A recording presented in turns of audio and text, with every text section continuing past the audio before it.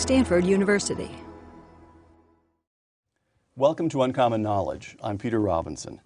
Be sure to follow us, by the way, on Twitter at twitter.com/UNC Knowledge. Twitter.com/UNC Knowledge.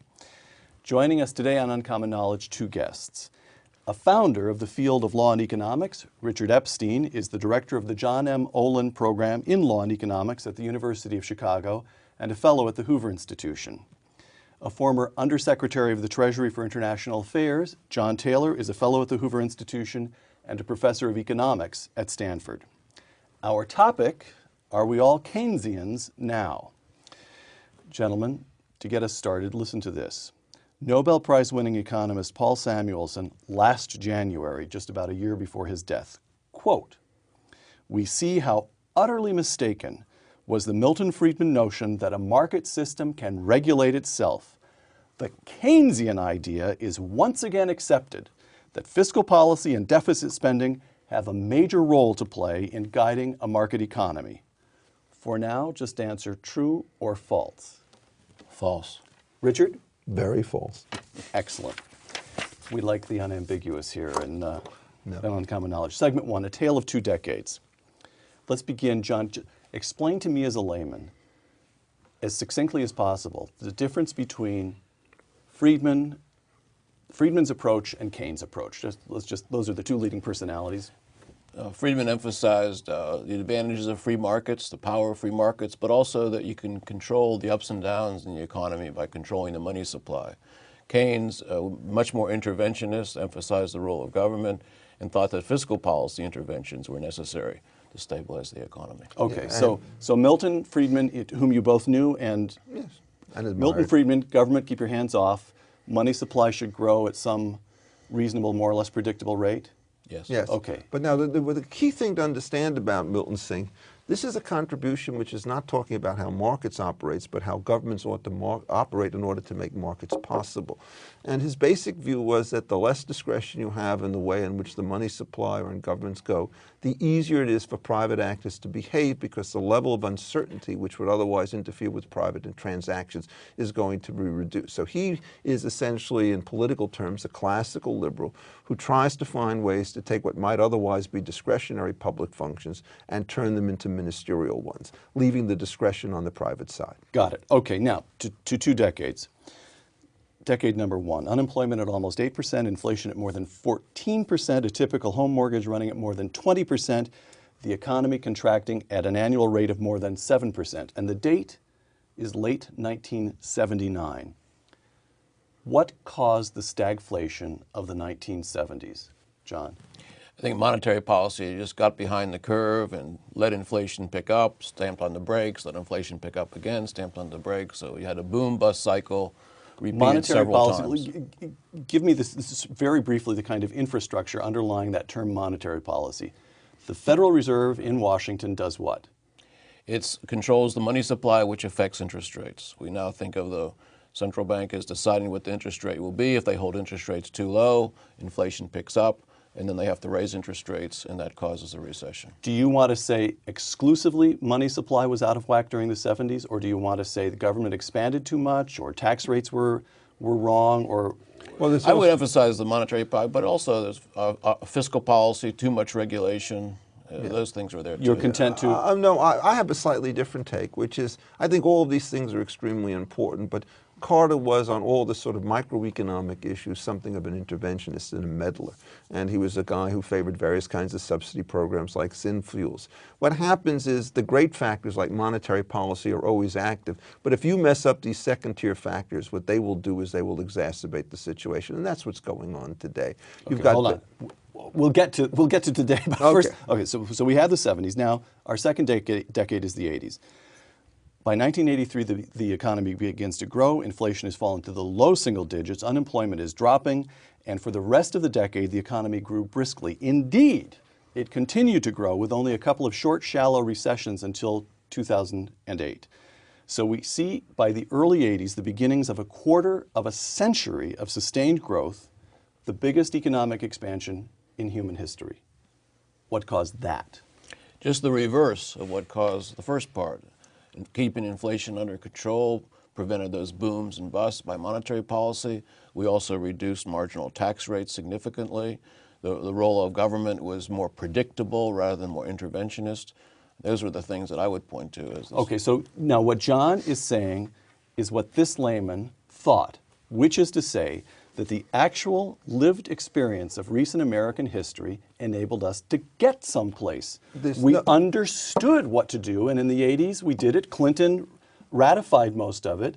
You keep tax rates relatively low, you keep the money supply growing at a more or less predictable, modest rate, and things are fine, right? Well, you also wanted to understand that Reagan was not in favor of new initiatives in regulation. There was also a vast improvement in antitrust period in that time when the ability to have private transactions without government interference started to increase. So both of these sides, the micro regulation and the macro stuff, were in harmony.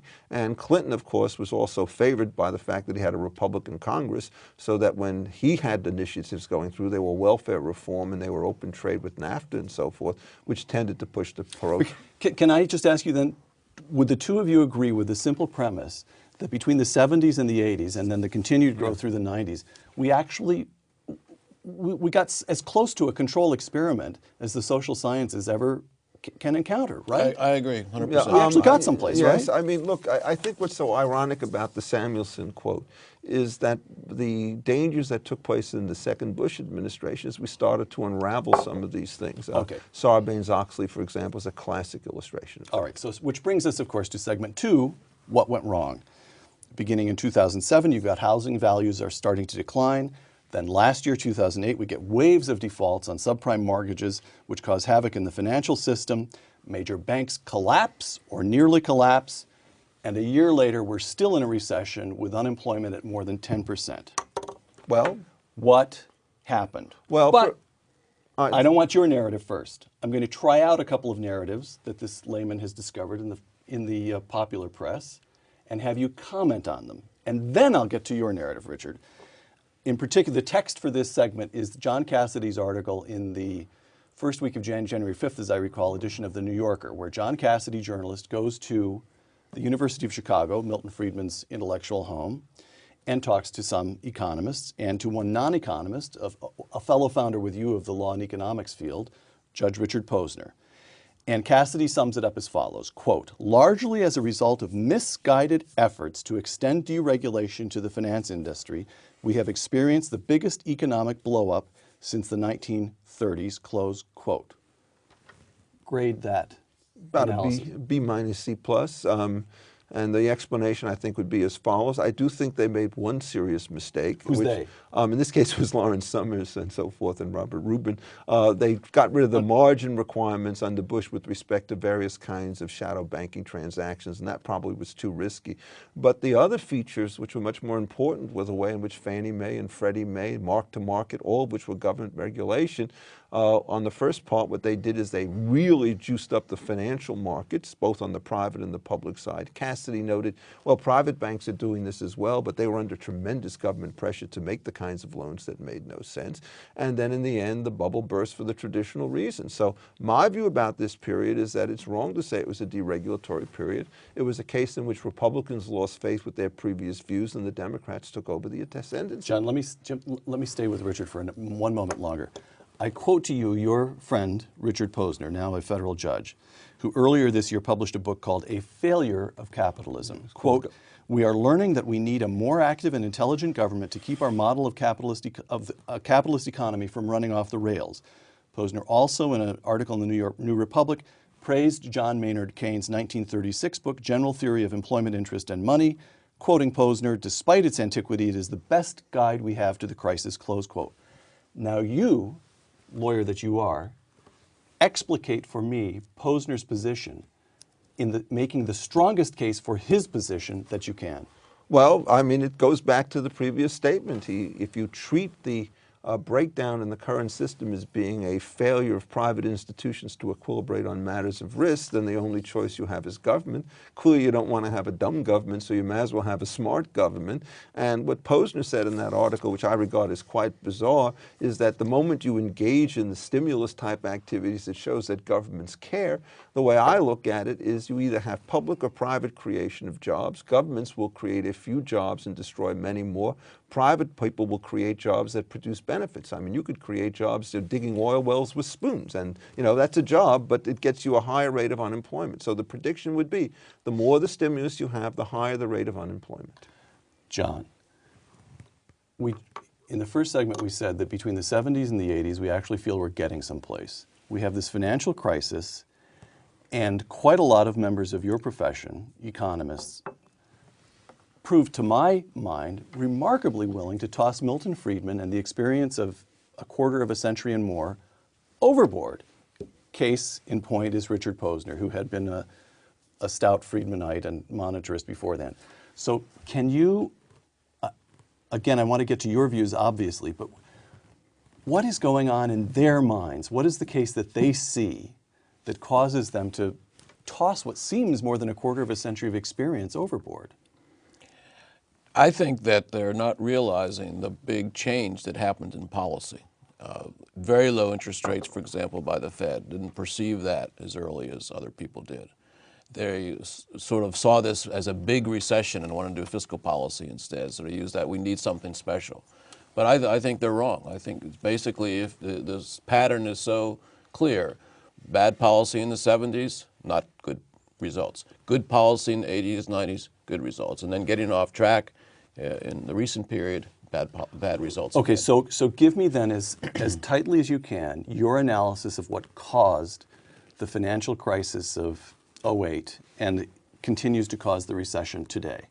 It got started with very low interest rates in 2002, 3, 4, much different than the kind of policies in the 80s and 90s. That stimulated and accelerated this housing boom and other risk-taking, and when it crashed, we basically had the defaults and the problems with the banks. It was accentuated by other government policies, in my view. Richard mentioned Fannie and Freddie as part of this, encouraging subprime mortgages, encouraging extra risk-taking. But I would go on is that when things got really bad, we saw there was a problem in the banks. It was misdiagnosed as a liquidity problem, just pump more money and it would be fine. And then finally, in the real panic of 2008, really a lot of intervention, a lot of attempts to intervene with particular firms. And I think that scared people, caused the panic. Yeah. So those three things. So let me see if you would both subscribe to this simple summary. We have essentially two competing narratives for what happened. And one narrative, to which Judge Posner seems to have subscribed, and Lord knows lots of the other economists have subscribed, is that in one way or another, the markets failed. Well, let me give you an illustration. Hold on. And the other narrative is, as John just suggested, the government messed it up. At a minimum, the government created the conditions through loose money that made the financial crisis much more likely, if not indeed probable. Go ahead. Let me just say on this, because I think you say most economists. I mean, they just did a survey of economists who they were asked whether interest rates were too low in this period, whether there was too much ease in monetary, and they concluded there was. 75–80% were on the side this was too easy policy. It's not clear which way that profession goes, but I want to mention one other factor which you haven't talked about. Go ahead, Richard. Which is, once these mortgages are underwater, what do you do with them? And the correct response is to allow the banks to make the choice between foreclosure on the one hand and renegotiation on the other. In many cases, the people who bought these premises paid very little down, and a foreclosure is nothing more dramatic than being told that you can't renew your lease. The moment you keep these mortgages alive, the property prices can't go back down to their natural levels. The properties deteriorate under the management, and banks thinking about future loans will recognize that if they can't be sure that they can get their money back in the terms that they want, they won't lend. And so these policies, in effect, at the micro level, have made it clear that it's much wiser for a bank, which could borrow very cheaply from the Fed, to lend it back to the Fed at a higher rate. So you're not going to get any kind of lending unless and until you strengthen the guarantee. So the market failure I'm talking about is the complete disruption of the mortgage market, which has been done through all sorts of government regulations. Okay. Always a failure. Okay. On to segment 3, which is to take the analysis down to one deeper level of specificity or granularity. The Cassidy article quotes Gary Becker, who, be it noted, has not departed from his views that the free market is a much better force for growth than government intervention, as saying this, quote, a major cause of the crisis, Becker, excuse me, I'm quoting Cassidy, but he's referring to Becker. A major cause of the crisis, Becker said, was that Wall Street financial engineers devised a series of new instruments that neither they nor the people who traded them fully understood. Close quote. Even granting the arguments that the two of you have made so far, isn't that, from Gary Becker, friend and apostle of Milton Friedman and himself a Nobel Prize winner, isn't this a serious problem for a free market analysis? Yes. That here you have highly intelligent, very well-paid people doing things that are not in their interest. The entire market on Wall Street, as regards these collateralized mortgage obligations and the credit defaults, that all got screwed up. The market did screw up, right? I think that you have to think of where the government was going into this. You know, I mentioned Fannie and Freddie as encouraging the origination of such mortgages in the first place. And then you have to think about, we had this sense of what would the government do if there was a problem. And I think the expectation the government would come in and bail out, as in fact they did, reduce the efforts that people made to look at the complexity of these instruments. Plus, we were helping the rating agencies by giving them specific endorsement on the government side. So I think it was a lot of things. I want to say people make mistakes in the private sector every day. There's firms in this Silicon Valley where we're sitting, firms fail. It's the nature of capitalism. It doesn't always work. But in this case, you had this rather large effort by the government. I'm a 27-year-old quant jock on Wall Street getting paid $750,000 a year with a doctorate from MIT and maybe did a master's at Chicago. And I say, wow, fiddling with my computer, my Bloomberg, there are ways of slicing and dicing these mortgages. We can create entirely new products.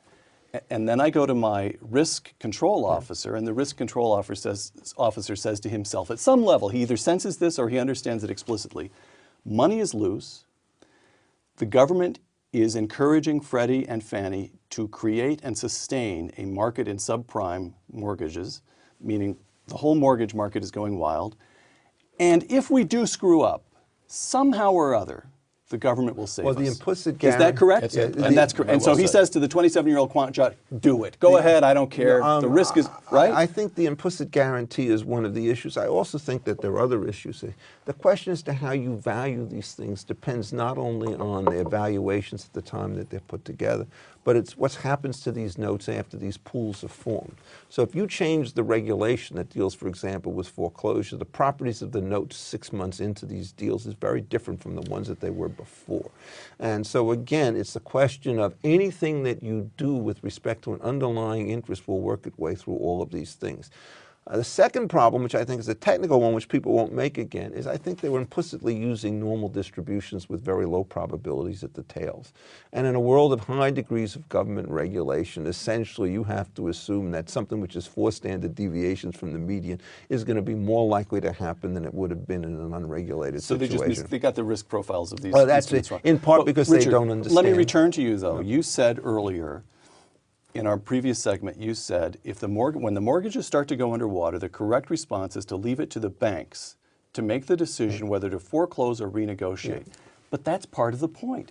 Nobody could figure out who held these mortgages. Well, these things have been sliced and diced and sold away from your local home savings and loan through some huge instrument. You could end up with Hong Kong, some bank in Hong Kong holding, right? So how do you renegotiate? What happens is when they do these syndications in the first place, what happens is you create somebody who does have the powers for renegotiation. But what they did is they underpowered that process, and they overpowered the rights to withdraw as an effort to induce people to come in. The next generation of these transactions will cut down on the withdrawal rights, and they will improve the degree of control for renegotiation. Yes, of course. On the regulation issue, I mean, there was lots of regulations out there that weren't being enforced very well. Think about the banks, the most heavily regulated part of our financial system. And then you had these toxic assets or these off-balance sheet vehicles, which the regulators didn't bring attention to. So it seems to me it's if you want to think about regulation as a problem, it was the laws on the books were not being enforced properly, and that's the worst thing you do. So you don't know what the rules are. Oh, I see. Okay, so it's the uncertainty that introduces into the marketplace, that the bankers don't know what they're going to... But what can they get away with? Then, of course, you have people who are investing in the banks thinking they're being regulated, and they're not being regulated properly. I think that's a very serious problem. And also the rating issues are very serious. If you have monopoly rating, it can cause these problems. One more argument that it strikes me as a layman represents a problem for the free market analysis is this notion of systemic risk. Again, Cassidy quotes Gary Becker as saying that the University of Chicago, and Gary says, I, Gary Becker, did not understand the nature of the systemic risk. Yes, well, that is true. That is the way to say the way these instruments got in everybody's portfolios. So when one card goes down, or one domino goes down, it knocks down all these institutions at once, right? Yes, but the problem about it is the source of the systemic risk private panic, or is it government regulation? And the mark-to-market type features, which says that you have to reevaluate your portfolio and liquidate some portion of it under circumstances where you don't meet standard requirements, were both government regulations and on private side. And what it did is it created just that cascade. Selling to a market only makes sense if it's randomized. The moment the risks are highly correlated, nobody will buy because they know if you're selling today, it's going to lower the market, which means that somebody else is going to be in default tomorrow, which means you might as well wait. And this cycle essentially went all the way down until you got to the last stage where the only person who could buy would be the government because they didn't have to mark to market. I think the systemic risk point is ill-defined and can be used to encourage government intervention when it's not needed. So I don't agree with Gary in this respect. Give me an example of how it could be used. Well, I can financial firm, say Bear Stearns, way back in the spring of 2008, says our creditors are not going to be taken care of, so they're going to pull their money out of other banks. We've got to save Bear Stearns without any evidence. Okay. Or even take Lehman. Lehman did go through bankruptcy, and it was viewed as one of the sources of the panic. When I look at the data, that was not really where things got worse. It was later when the government intervened and I think scared people. So a shrewd banker, some big shot on Wall Street, can call Tim Geithner's successor at the New York Fed and scare him to death using the systemic risk argument. It's like calling for a fire, but we know what fire is, we don't know what Let me give you another illustration. Okay, there is quickly on this one, Richard. Something known as the Miller-Moore Amendment, which is being proposed, which with respect to the short-term repo market, overnight loans, is going to allow the government to give it a haircut. That will wreck that particular market. It is a classic form of potential systemic risk, but it's through government regulation, which affects all of these bonds. Okay. Segment 4, how did we do? Let's grade our leaders. In this case, at the moment of the credit catastrophe, so we're talking about autumn of 2008 here. George W. Bush, before leaving office, he signs into law the $700 billion Troubled Asset Relief Program, or TARP. The main problem with the TARP, in my view, was the clumsy, chaotic rollout, where the chairman of the Fed and the secretary of the Treasury asked for $700 billion, just 2.5 pages of draft legislation, no discussion of oversight, lots of criticism from the Congress, and that actually, I think, just made it clear to people that there really wasn't a plan. It wasn't a way to deal with this. It took for three weeks, the S&P 500 nosedives by 28%. Were you shocked that at the time of the crisis, Treasury Secretary Paulson and Fed Chairman Bernanke seemed so obviously to be improvising? That is to say, we believe, at least I suppose, I like to believe that the Pentagon has in file drawers across the building war plans for all kinds of contingencies. The housing market had been sinking for months, and Bernanke and Paulson don't seem to have am I right about that? I'm surprised. The more I read about it and talk to people, I'm continuing to be surprised because I think really by the summer of 2007, it was clear there were problems in these financial institutions. But here we are into September 2008. And so thank you, that satisfies my curiosity on that point, but you think it was the right thing to do to enact a $700 billion emergency program? It was just clumsily deployed? Well, who knows, quite frankly, because maybe you couldn't do it without the clumsy deployment. But the clumsy deployment to me was really the thing that I saw causing all the damage. Clumsiness in execution is always a problem, but compared to what? And can you actually devise a program of that size and that magnitude which would be well run? And I think the answer really is that every legislative action that you think about is going to take weeks, perhaps months to implement, and every changes in the financial markets at this point were taking hours in order to take place. So you're always chasing your own tail at these times, and you'll never be able to come out correctly. What made the TARP thing even worse, ironically, was that it was not a clear financial bill. The first round was a very simple bill, right? We buy these assets to stabilize it. By the time you got the thing through, a week later, it was several hundred pages, and you were doing multiple things at one time or another. And this is going to also detract from market confidence. The markets are reacting minute by minute by minute, whereas the government is moving at the rate of a day at a time or a week at a time. So the correct solution would have been to do nothing? Well, I don't know about that. I think the correct solution would be to go back at the time of Bear Stearns and say, this intervention took place, what's next? There was no description of what the policy would be in the case of another institution. So that would have been the point so to Dick lay out. Who was running Lehman had a point when he said, hey, Yeah. wait a minute, you guys saved Bear Stearns, Absolutely. why aren't you coming? Yeah, Why aren't yeah. you? They all thought they would be there, the government there. That whole weekend needs to be studied. They brought everybody to the New York Fed, and they tried to find a way for the private sector But it's to bail them also, out. remember, when Bear Stearns went down, it was very complicated because its assets were revalued sharply downward by Goldman Sachs, which had some sort of proprietary, oversight role. So using banker against banking.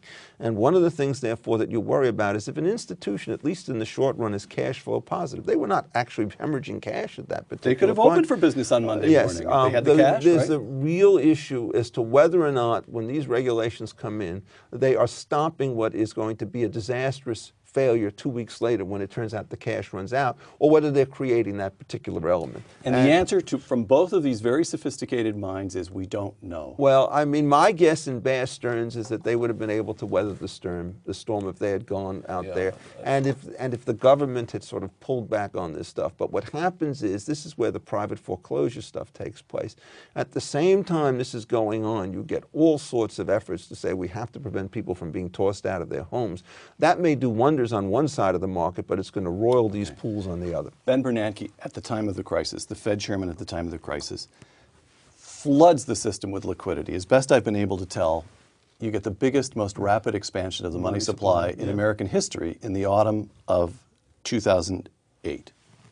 Grade that move. That was the right thing to do or not?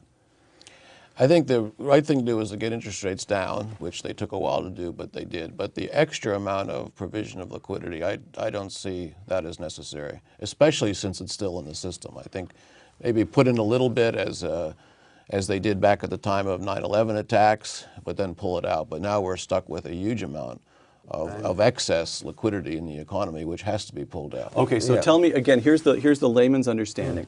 Milton Friedman argued that the proximate cause of the Great Depression of the 1930s was the Federal Reserve. It permitted some rather routine runs on banks to become a nationwide epidemic because it failed to support the banks by expanding the money supply. Well, they had One correction Did I on get that. that wrong? He complained, along with Anna Schwartz, that the money supply declined. Actually declined. So you get a It's sharp declined. contraction. It's a contraction. And we're never talking about a contraction in this case. It was Oh, we're really an not? expansion. Huge blow up, expansion. if you like. So another way to think about it, just keep the money supply from declining. Get interest rates down rather than just explode the money supply. I think. And the Fed has the tools to do that. Absolutely. Hour by hour and night by night. Yeah, that you can fine tune. Oh, really? So, I mean, on the money, that's So the counterfactual is, suppose the money supply had been held constant or not increased so much. So what the newspapers would run every morning was the overnight spread on overnight money. That's LIBOR. And the LIBOR, that rate expanded dramatically. The Fed could have just closed that right back up. That has to do with the risk of the banks. This is essentially a measure of the uncertainty with respect to overnight transactions. And as that number goes up, it suggests that somebody's going to tank. And so it's a sign of internal instability. Let me give you the other source. But I just want to understand, so what you're talking about is you keep the Fed funds rate level, and you see the way banks are lent. So Then commercial, you look at the usual, but you don't look at the overnight, which is banks getting. Well, no, when you because The hold- overnight, credit overnight was system- always low. It's Yeah. these longer, 3-month is what What they you were. It was a hope to longer do- maturity, and those went up starting in 2007. And But they- isn't the overnight spread where you saw the banks suddenly becoming aware of that everybody was holding bad paper, that but was nobody in knew how August much? 2007. Oh, I'm sorry. August Okay, 2007. okay. There's a Those different, spreads jumped. the spreads jump is a sign of the integrity of the system. And the question is, what happens when you flood the system with money? Well, you know you're going to have to bail it out, or there will be an inflation somewhere there. The question is, if these guys are putting it in this inept fashion, how good are they going to be to take it out? So you run a very odd financial system in which you have simultaneous risks of deflation and inflation on a timing situation. And so what do people do? They tend to pull back from long-term commercial transactions. That slows up the new real estate market. That slows up the hiring market. At the same time, you get labor regulation and pension regulation and healthcare regulation that's being proposed, which make that market more precarious. So you get major contractions in real estate, major contractions in labor. The stimulus program addresses none of the microeconomic stuff on this, and you see the current situation emerging. I mean, neoclassical theory explains it pretty well. Segment 5, our final segment, continuing to grade the main actors here. The first year of Obama, and you just raised this. You gave us the danger of. Let me just put it. Ben Bernanke. We just discussed how the Fed chairman behaved during the crisis. During the past year, he's keeping interest rates low, and he's purchased about $1.5 trillion in longer-term Treasury bonds and housing agency securities, which is an expansion in the money supply that former OMB director David Stockman called, quote, an unprecedented exercise in market rigging with printing press money, a truly insane monetary policy. John? Keeping interest rates down is fine, but these interventions into particular markets, whether it's mortgages, whether it's AIG, that's the troublesome part. And I don't agree with that. And my studies show it's really not the right thing to have done. I say at least now stop doing that and pledge not to do it in the future. And so, question. Bernanke and the Fed have been arguing in recent weeks that Congress is putting them under undue political pressure.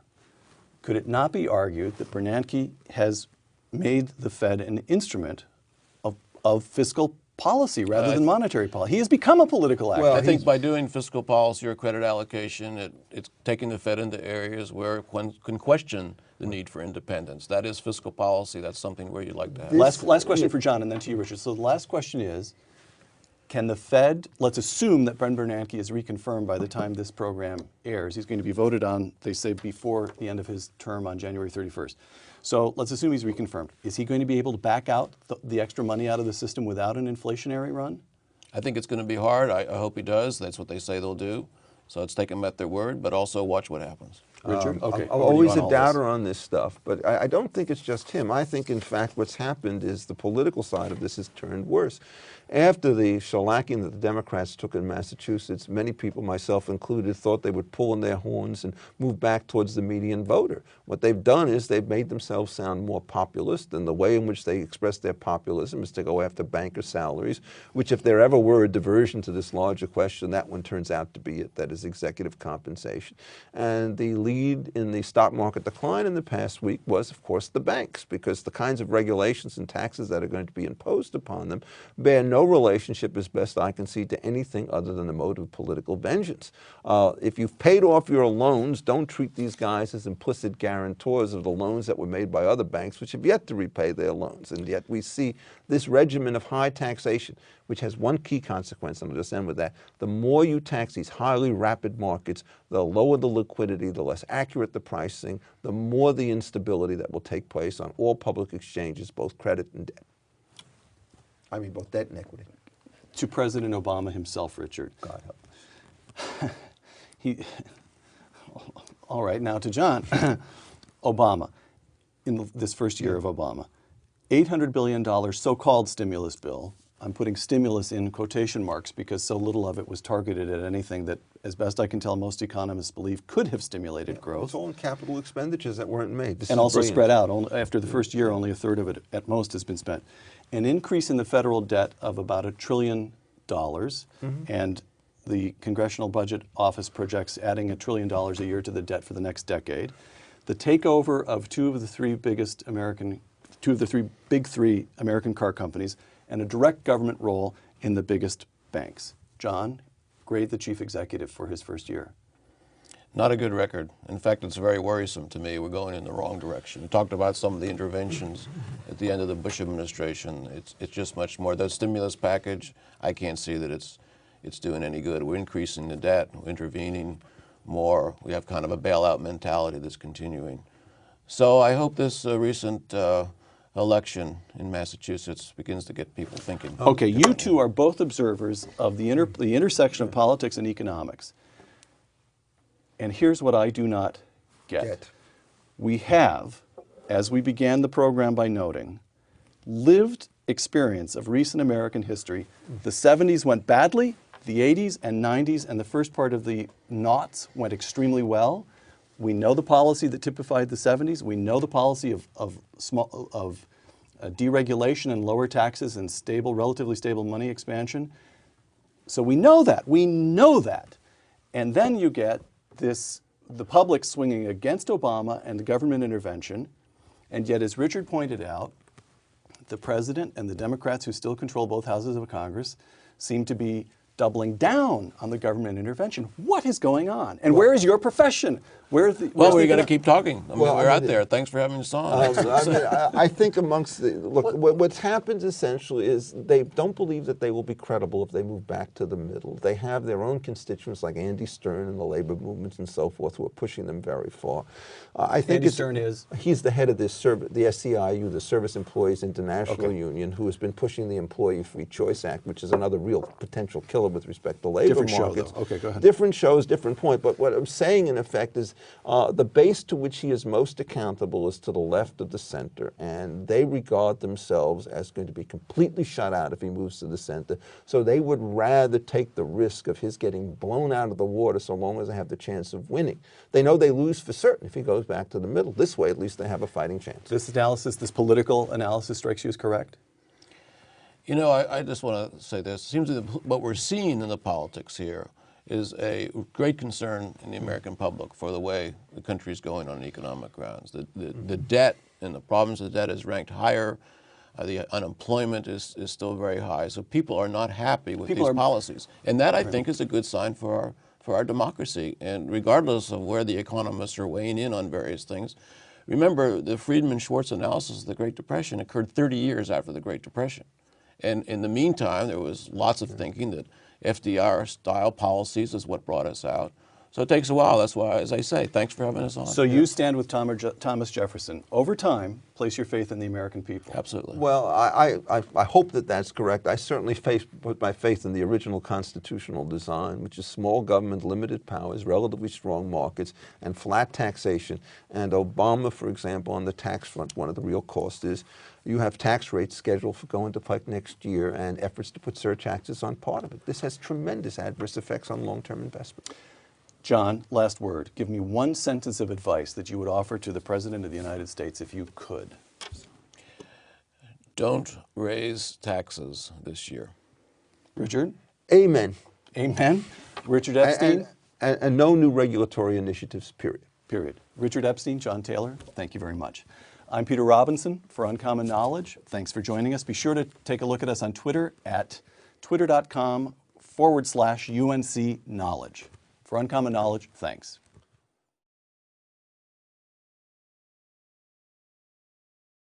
For more, please visit us at stanford.edu.